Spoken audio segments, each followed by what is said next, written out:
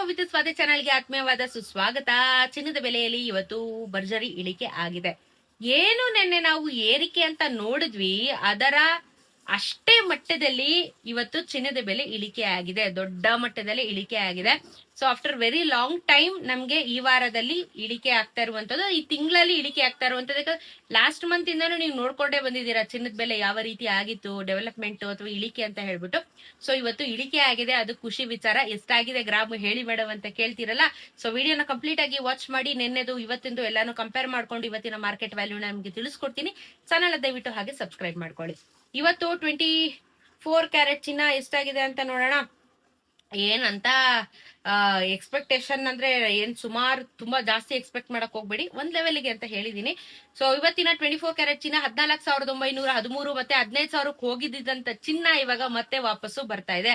14,913 ರೂಪಾಯಿ ಇವತ್ತು 1 ಗ್ರಾಮಿನ 24 ಕ್ಯಾರೆಟ್ ಚಿನ್ನ. ನೆನೆ 15,093, ನಿನ್ನೆನೆ 15,000 ಮೇಲೆ ಇತ್ತು, ಇವತ್ತು ಮತ್ತೆ ಕಮ್ಮಿ ಆಗಿದೆ ನೋಡಿ.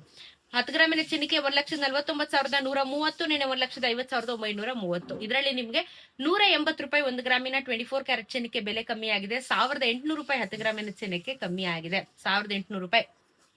ಇನ್ನು 22 ಕ್ಯಾರೆಟ್ ಚಿನ್ನ ಇವತ್ತು 13,670, ನೆನೆ 13,835. 10 ಗ್ರಾಮಿನ ಚಿನ್ನಕ್ಕೆ 1,36,700, ನೆನ್ನೆ 1,38,350 ರೂಪಾಯಿ ಆಗತ್ತೆ. ಸೊ ನಿಮಗೆ ನೆನ್ನೆಗೂ ಇವತ್ಗೂ 22 ಕ್ಯಾರೆಟ್ ಚಿನ್ನದಲ್ಲಿ 165 ರೂಪಾಯಿ ಬೆಲೆ ಕಮ್ಮಿ ಆಗಿದೆ. 1,650 ರೂಪಾಯಿ 10 ಗ್ರಾಮಿನ ಚಿನ್ನಕ್ಕೆ ಕಮ್ಮಿ ಆಗಿದೆ.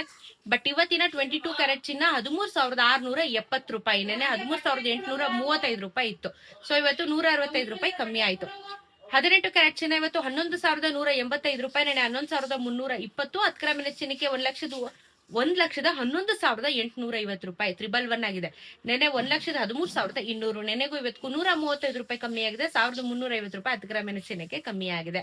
ಗುಡ್, ಒಳ್ಳೆ ಒಂದು ಬಜೆಟ್ ರಿಲೀಫ್ ಅಂತ ಹೇಳ್ಬೋದು. ಅಂಡ್ ಇವತ್ತಿನ ಬೆಳ್ಳಿಯ ದರ ಕೂಡ ಮತ್ತೆ ಕಮ್ಮಿ ಆಗಿದೆ.